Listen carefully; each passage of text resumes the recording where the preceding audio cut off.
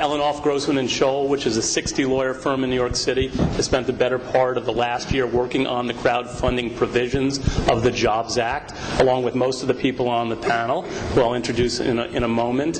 Crowdfunding, for those of you who don't know what it is going to be, for the first time, the online sale of securities through registered license portals with the SEC to raise money in small increments for early-stage companies. It's got a lot of rules and regulations that will be behind that broad concept, but that's what it is. It sounds relatively easy, straightforward, and innocent, and it's the reversal of 80 years of securities laws and my entire professional career. It's actually remarkable, and I think it's going to be powerful, and it's going to help a lot of the people in this room hopefully raise money and do some very interesting things. And no, for the naysayers in the room, I don't think it's going to be a hotbed of fraud, which tends to be the next thought that's on everybody's mind. I don't want to spend too much time talking about what it is, because I think there's probably a lot of questions. I'll let Jed and Christine and Joe talk about it a little bit more. But just a little, 2 seconds more about our law firm. We have 10 lawyers devoted to crowdfunding who are working with portal operators, working with the federal regulators. We've been down to the SEC 5 times, working with them on their proposed rules. We've been working with FINRA and the state regulators as well as the industry, the participants. We think it's exciting. As a law firm, we were 4th in the country in IPO activity last year amongst all law firms in the United States of America. That's not necessarily the amount of money raised for each of the deals, but it's the level of activity. And we represent 50 public companies. And with that, I'm going to let Jed, Christine, and Joe tell a little bit about what they do. But we think that there are a lot of questions that people, and a lot of misperceptions that people have about crowdfunding. We welcome the questions. I think the vast majority of our time today is best with coming from the audience, so we can address some of those questions that we've already had in sidebar with people. So with that, I'll pass along. Jed. Hi, everybody. My name is Jed Cohen. I am the Chief Operating Officer and one of the co-founders of RocketHub.com. We are one of the largest perks-based crowdfunding platforms in existence today, which means that we allow entrepreneurs and artists and folks who are raising money for social endeavors to raise funds online through our platform right now. They cannot offer securities or investment opportunities in exchange for those contributions currently, but once the SEC and FINRA finish with the regulatory process here, we are very interested in moving forward with the investment-based crowdfunding model as well.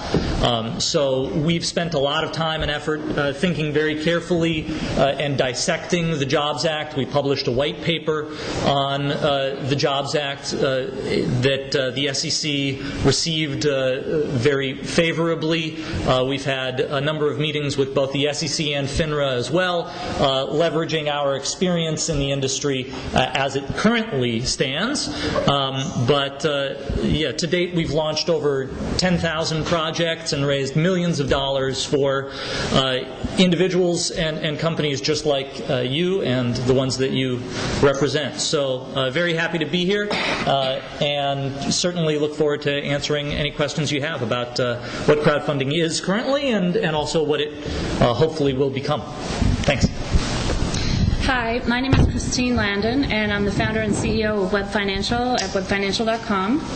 And I am sort of at the other end of the spectrum from Rocket Hub in that I jumped into the crowdfunding space in March. And so I am in pre-alpha or alpha beta phase where I'm fundraising and creating the products that will go on my platform, which is a women-forward and minority-forward crowdfunding-based financial network.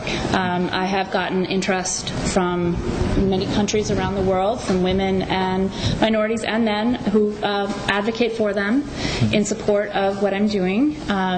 I am working with some people I know in terms of funding it in the institutional space. So I look to have this up and going officially and completely by probably November or so, in time for the laws that are coming into place. I will also say that I'm working with Sphera.org and the Crowdfunding Professional Association. Sphera.org works, as you referred to, with the SEC to help give our opinion as an industry in terms of what rules should come forward with the crowdfunding. With crowdfunding.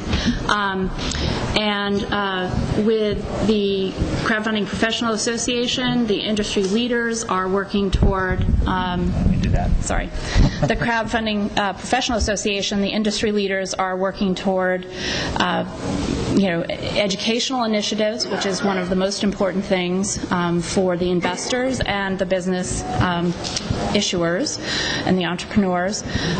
Also with strategic relationships to help bring products and services to people in the crowdfunding industry. It's a really fascinating time. It's helping to create an industry that everyone will benefit from in the very near future.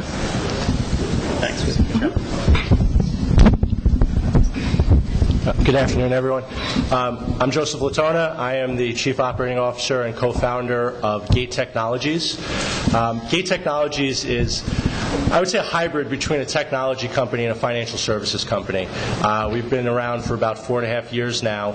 Really, our initial focus was to create a technology solution for institutional investors, the large banks, the hedge funds, to trade private company shares. The Facebooks of the world, the Twitters of the world, the limited partnerships, the restricted shares of public companies. Within the last 2 years, we've evolved our business model to also create a company called Gate Impact, which is a wholly owned subsidiary of ours. Gate Impact focuses, again, the same model, being a technology solution, to focus on impact investing.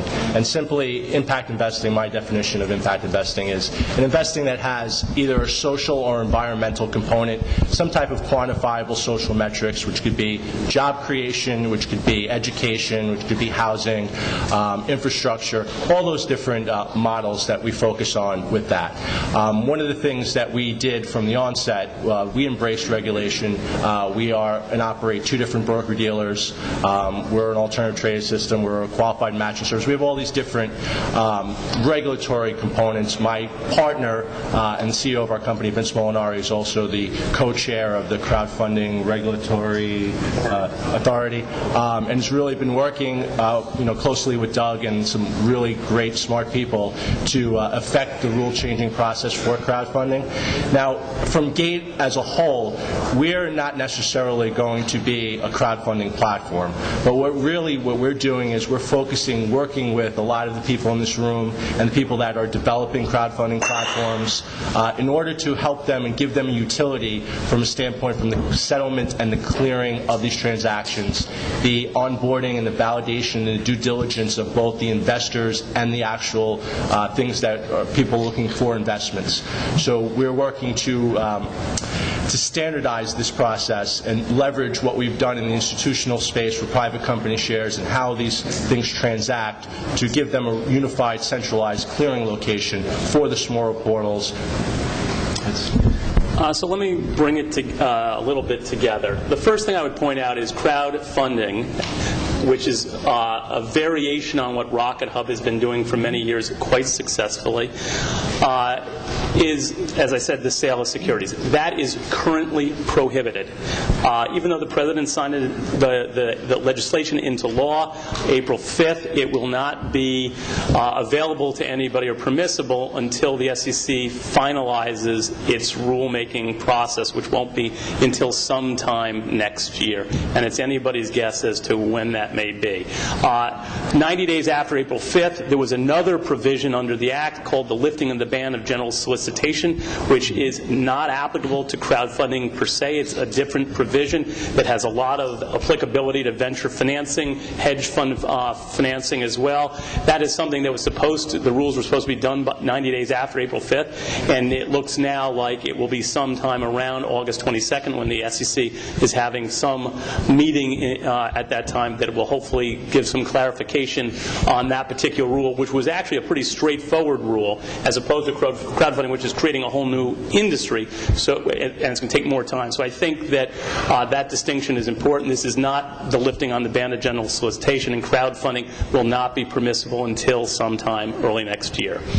What Rocket Hub has been doing, which is perks-based, donations-based raising of money for entrepreneurs, whereas in crowdfunding you actually have to be a legal entity organized under some state law. It's got to be domestic. It can be an LLC. It can be an S corporation.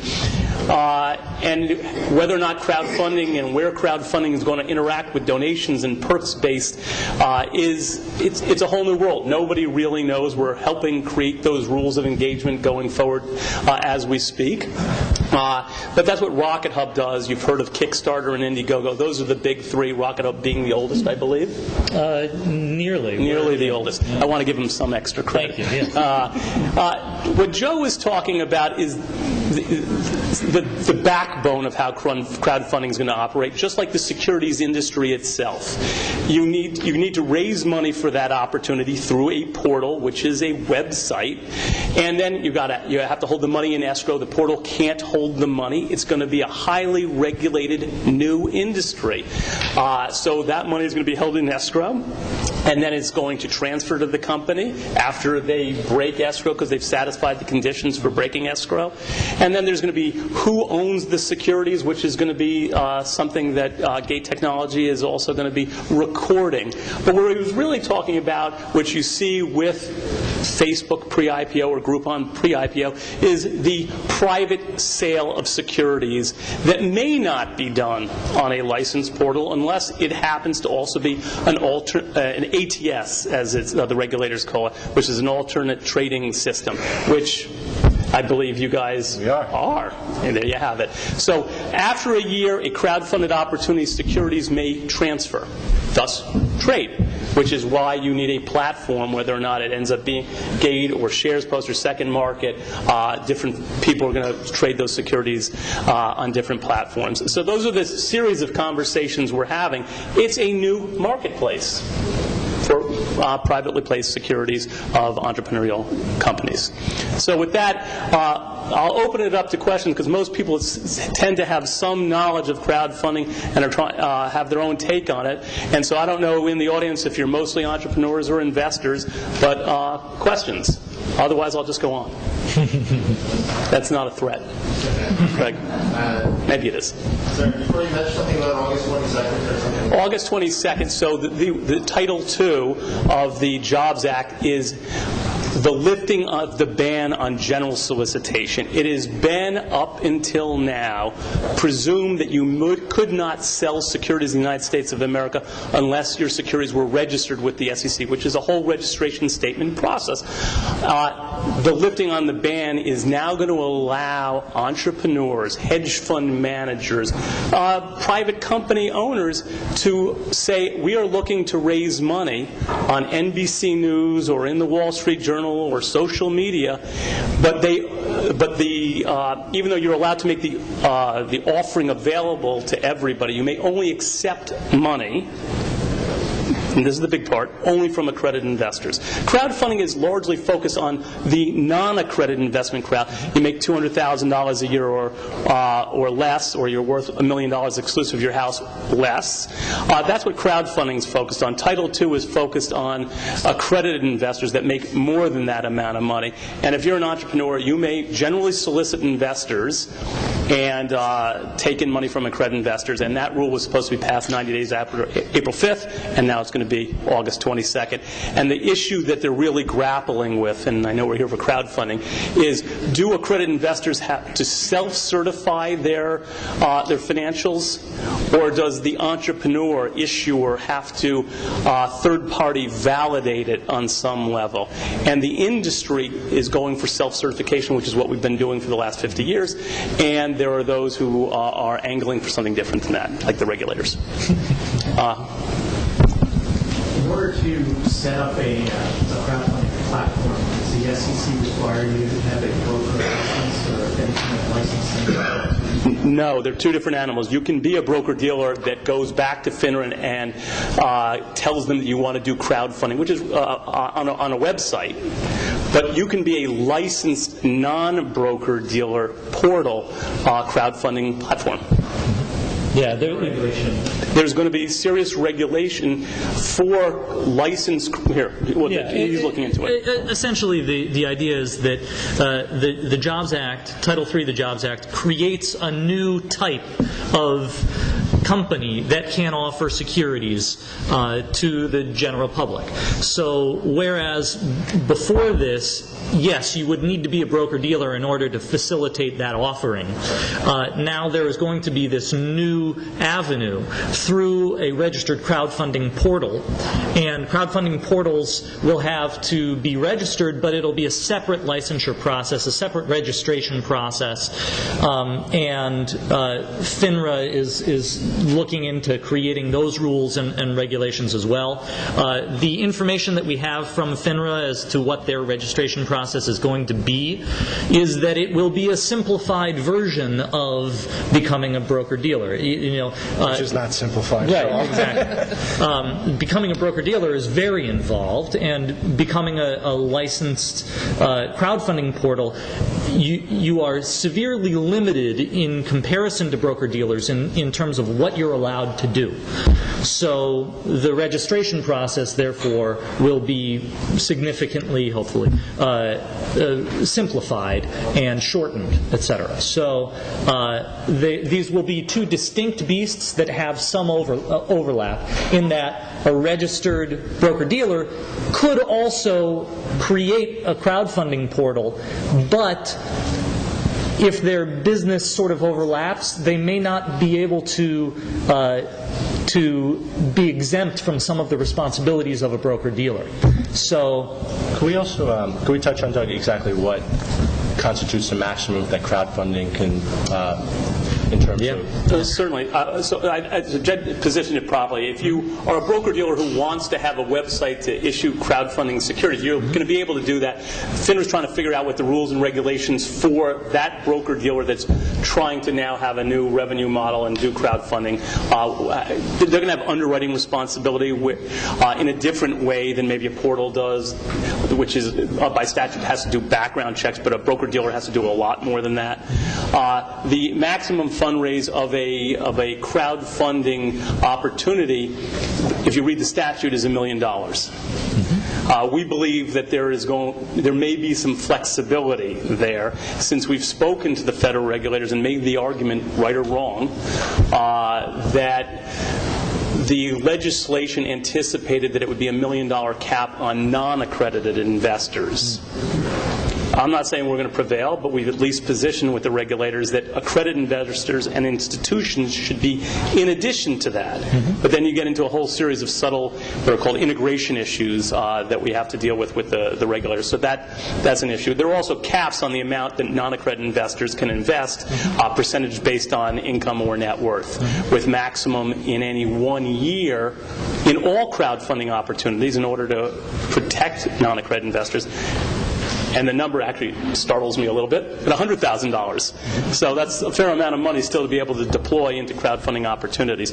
But one thing I want to add about right there, because Christine is here, is one of the things that's central to this legislation is education. It is absolutely required of crowdfunding portals to make sure that the registrants to those sites are taken through a process where they understand risks associated with early stage startup investing, crowdfunding specifically, as well as the particular opportunity that they have gone through in the portal to identify what the risks of that business model are, who the people are. There's full disclosure, not to the extent of an S1 or maybe even a full PPM, but there are statutory requirements as to what has to be disclosed to investors so they can understand what it is they're investing in. And Christine, you're focusing on that, right? Yes. In particular because historically women and minorities have not had the exposure to financial markets that men have had. I am focusing on the educational piece in terms of the content and quality and delivery of that, and also on funding the expense of the education, which is proving right out of the gate to be pretty substantial. So with working with the CFPA and Sphera, I have set up a process through which we'll be able to raise money to fund this as individual portals and through the professional association. It is a key concern of mine. So toward that end, I'm partnering with the university, which I will not name at this time, but we're meeting at the end of the month to finalize things, to develop a full-blown educational system, outreach through their women's entrepreneurship program, and it will be in general for everyone, but it's something that I and others are very mindful of and concerned about and really taking the initiative with. Great. Question in the back. Can you guys discuss from a business owner's perspective, governance, board seats, and shareholder relations with this many shareholders who are going to deal with? It's a great question. Honestly, it's undefined at this point. The Jobs Act specifically requires a minimum of annual communication with your new investors. So beyond that, the law doesn't speak to what will be, best practices. And then, of course, the other issue that people have expressed concern about is what if having this large number of investors now on your cap table complicates the possibility of follow-on investment from institutional investors or from angel investors. Does that make your investment into your company after a crowdfunding offering less attractive? And my feeling is that it ends up being a math problem, and if there are requirements that you have included in the issuance of those shares, so that you need votes and whatnot in order to approve a follow-on investment, then that's a math problem, and math problems can be solved. The details of those rights and whatnot, and the relationship you'll have with these investors have not been defined, and there may be a lot of wiggle room there, but until the regulations really... Well, let me ask you a question. On your site now, if I give $50 to you, the recording artist, thank you. What kind of updated information do you give me about the progress of that recording? Yeah, I mean, there are no specific requirements. No, I'm not talking requirements. What do you do as a matter of practice? As a matter of practice, we encourage people to communicate regularly with the folks that have contributed to your campaign, which means, listen, the vast majority of people who end up contributing are either friends or friends of friends, so there are enormous social pressures at play as well. They're already connected to you on Facebook. They're already connected to you in the real world as well. So when you book the recording time in the studio, hey, there's an opportunity to push out an exciting development communication. Keeping people in the loop provides excitement all around and makes everyone happy. So it's a win-win scenario. The more communication, generally, the better, and people catch on to that relatively quickly.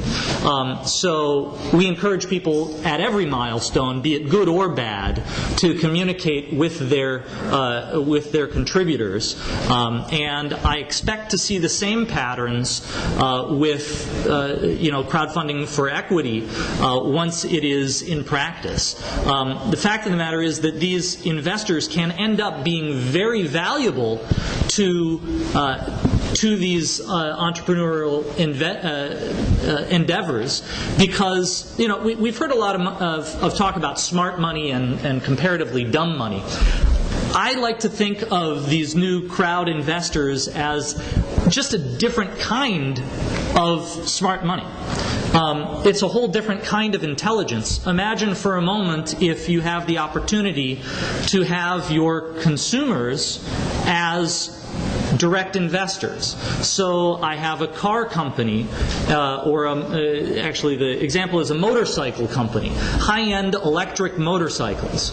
And instead of going directly to angel or venture capital investors, I have the opportunity to solicit folks who are recognizable in the space of racing motorcycles to become investors in my company. Then these people end up riding my motorcycle, talking about my motorcycle, giving me feedback on my product, saying, hey, you know what would really help is if the bike was 10 pounds heavier. It actually helps with the corn, whatever it is. But getting these educated consumers as advisors and investors can actually be very valuable. Just to circle back to the idea of the possibility of the angel or VC investors being less interested in a follow-on investment, I always like to remind folks that upwards of 90% of all startups, new companies that are founded every year, and there are thousands, if not hundreds of thousands, if not millions of companies that are founded every year in the United States alone, 90+% of them, never seek investment capital from angel or venture capital firms, and of the very small percentage that actually do, I'd say again, 90+% of the ones that actually seek investment from these angel or VC investors never get it. So a fraction of 1% of these companies are ever going to really be concerned with that issue. And those are, of course, going to be the most highly scalable tech, possibly. But brick-and-mortar companies that this really opens up an opportunity to fundraise to, corner coffee shops, car dealerships, whatever it is that you, as an individual or others, will have as their brainchild for a new business, now will have the opportunity to fundraise from a much larger network of individuals. And, by the way, it will offer additional transparency into the process, because currently most of those investments that come from friends and family are not adequately, are just not performed with adequate oversight, in the sense that many of these folks are probably not accredited investors who are investing in their child's business or investing in their nephew's business, etc. So this offers a real opportunity to legitimize that market. Great. Just before you up, Joe, did you want to add something? Yeah, actually, if I could. To answer the original question, I have a little bit different of a perspective. I view, initially, if you just take a step back a second and really think about what crowdfunding is, I've made the comments before, my grandparents started a business, they went to the bank and they got a loan for $10,000, whatever it was, Just pick up the mic. They went to the bank and got a loan and started a business. The flow of capital in this country has come to a complete halt. Even when you look at the venture capital community, their hold times have changed dramatically. Where it used to be 4 or 5 years to an exit event, that has ballooned out to 10, 12, 13 years. So the flow of capital itself is really is halted. And when you start thinking about what my perspective as my company, when we look at crowdfunding, I almost look at that as a farm team. I look at it the minor leagues. Crowdfunding is going to enable the smaller companies to go out and raise that small amount of money to get started. Ultimately, if they're successful, you would think the natural progression is then they're going to go and raise larger amount of money to continually expand their business. So we've taken the position when the initial question in terms of reportability and accountability, we've taken the position that anyone we raise money for who utilizes our technology, our infrastructure, we require them to go through our standardized process. process of, I don't want to call it an S1, but our version of a filing. And that lists all the different parameters of what they're doing with their company, what they're raising money for, and how they're doing, to really prepare them, in essence, to continue down this road in this process as they graduate away from the crowdfunding community into the more looking at the institutional investors or the larger, angel-type investors, looking for that next round. One of the other things that we have done, which may or may not be the right thing, but we've taken the approach that anybody we raise money for, especially on our Gate Impact side, is you will have quantifiable reporting requirements. It may be quarterly, it may be semi-annually, but we're looking for two specific things. We're looking for what ultimately have you done with the money that you've given. All the investors that utilize our system that have made investments, they have a portfolio management tool so they can access company information directly from the company, and we require that that company provide social metrics. Have they created jobs? Have they done this? Have they done this? Well, that's a requirement. And then from the financial standpoint, we're requiring disclose what your revenue was. If it was nothing, okay, it was nothing, but you at least have to have that line of communication so that your investors and the people that are putting forth money have some knowledge of what's going on within their investment vehicle. Thanks, Joe.